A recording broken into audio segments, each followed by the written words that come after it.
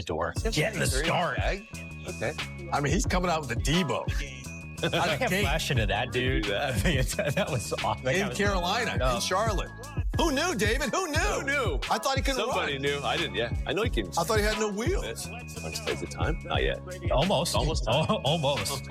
Ooh. It was that time a whole lot, actually, for This him. is a great throw. Dimes. Kid Davis for the touchdown. Shedeur, 14 to 23 passing, 138 passing yards, 2 touchdowns. Dad loving it. Taking to social media, which he often does. I mean, the fans loving it. Early birthday gift for Prime, because today is Prime's birthday. Oh, wow. Yeah. Oh, Doug Williams' birthday, too, though. Oh, here we go. Number for Shedeur. Oh! That's a receiver helping quarterback Yeah, out. that's fantastic. That's big time. There's more for Prime. Look at that, though.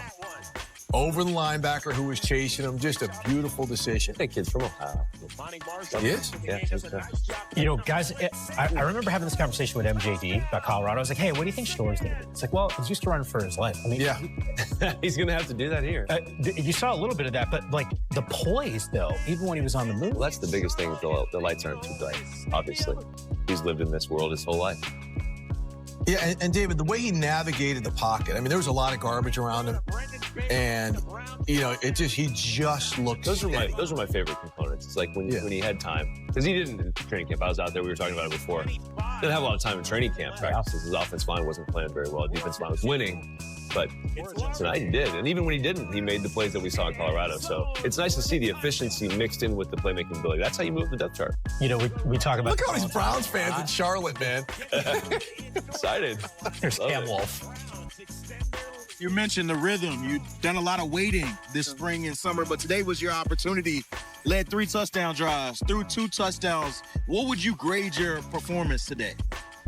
I would say a C+. C+. Yeah. It's passing. It's passing because we got the win. You know, that's first and foremost, and that's extremely important. But, you know, Pop said, you know, take advantage of the opportunity, and I don't feel like I did. So, you know, I feel like I let him down a little bit. But on the team behalf, I feel like I ran the offense pretty well. I feel like I got to my decisions, and in some things I could have done better, and different process where I could speed my feet up. So, you know, I'm just thankful for the opportunity. I'm happy, you know, we won. Yeah. But it's definitely still time to go to work. Right. Obviously, you're critical of yourself. I think a lot of people at home would think you put on a show. What is the element you want to improve on the most that you said you thinking you let Pop down on? I would say definitely getting to that rhythm early.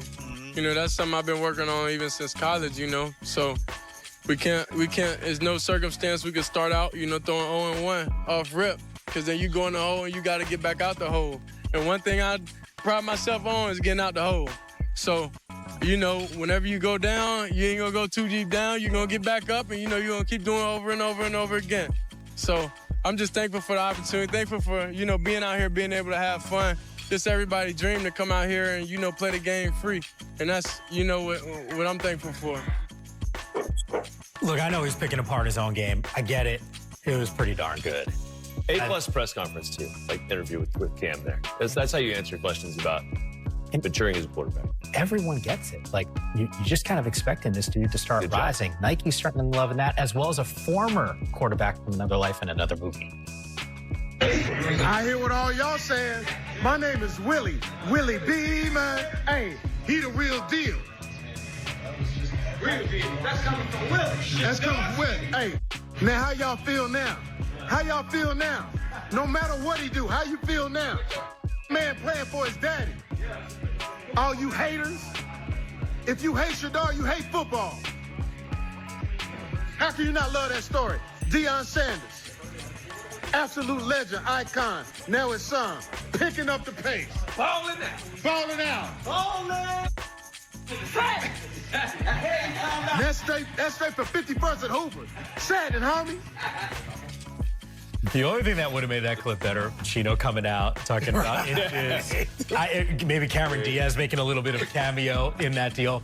And look, if Shedeur starts throwing up before it starts, then we know there's a real connection between him and Willie Beeman. I love that movie, if you couldn't tell. But after what you saw, in this. I get it. It's preseason, first start. Have you seen enough where maybe that conversation starts shifting in terms of where he sits on the depth chart? Yeah, absolutely. Because as me and Steve were talking about, the offensive line during practice is very difficult. I was out there in Cleveland, and it's hard to see how good he is and how he's advancing. That's why I said A+ press conference. He can give himself a C+ grade, which is probably pretty accurate. But the way that he answered the questions, for all the pomp and circumstance and the guy carrying the luggage in, right, for pregame, that's all great. That's for the fans. It's for the show. But he understands, listening to him, that he has to improve on the things that we just talked about. And David, you know this. What I loved more about is the other guys played, right? When you saw that whole offense, you didn't see a bunch of flags. You didn't see a bunch of pre-snap penalties. Yep. The way that they function when he has had limited reps, especially with some of the players he was out there with, showed me he had control of the offense. He had control of the line of scrimmage, right? Seeing what he had to see. Look at those guys running down there. Like the offensive line were running down there after. Like these guys were enjoying playing with him because he had a certain stranglehold on what he was supposed to do. And you know, for a young quarterback, that's the most important part. If they're uncertain in the huddle, if they're not sure what to check off on, what the motion is, that causes problems. And this was only one preseason game. Granted, one preseason game, but Carolina this year was getting after him. There were 5 guys that, like, this is something where, as a coach, especially when you have an uncertain quarterback situation like you do in Cleveland, let's give him more reps and see how he functions with this personnel grouping and that, just to see what he can do. Okay, you saw a flash there because this is one preseason game. Yes. We'll see this Browns team against the Eagles, week number 2, next Saturday here on NFL. More starters Network. tend to play. Okay, so what's the stackable? Yeah, that's great. Win. What do we want to see in terms of his progression? Yeah, fantastic. Steve hit on it. Like, when you get in the huddle as a young quarterback, you are now standing in front of grown men that have families, and they want to know that you can provide for their family. Essentially, like, if I put you out here with me, if I go to the coach and vouch for you that you're in control of what's happening at the line, you handle the huddle correctly, I got to know that you can make sure I don't get cut or make sure there's not a new coaching staff in. All the warm and fuzzies, it extends to the coaching staff, to the offensive line protecting you. And these are dynamic plays. Like, if you can make a play like that and save a guy from a sack, Myles Garrett, mid-practice. Young guys don't usually do that. Like, I remember my brother doing that when he got to the Raiders. He would go across the aisle. And he was a starter week 1, Steve, because he engaged himself with the other side. And it wasn't just about him. It was, how can I make these guys better? Yep. Shedeur's got that quality. He has the lights aren't too bright for me quality. It's now just the little stuff. Those physical throws that he missed, I could care less. That stuff is going to come with playing more. But that stuff you can fix. It's the other stuff that he does really well. I've been really impressed. Yeah, once again, we will see him in week number 2, the preseason against the Eagles. Keep it going, here on NFL Network on Saturday. A little bit more on Shedeur. Time for our insider, Ian Rappaport, who's with us right now. And I do want to let everyone know we can confirm Ian, a real person, not AI. I saw him in person. He had to go to the wash and fold place because he was doing training camp, had a million stops. I know you're glad you're home here, but we're talking about Shedeur Sanders. Ian, take me through this. What did yesterday's performance, what did that do inside that quarterback room to elevate him? Everyone is talking about Shedeur Sanders, one of the more electric preseason games, preseason debuts that we have seen, and it is exactly what the Cleveland Browns wanted. Not because he played well, though that was very nice. They wanted him to get snaps, to get reps, the kind that he doesn't always get in preseason practice. He is essentially the 3rd or 4th quarterback right now on the depth chart. That's the kind of reps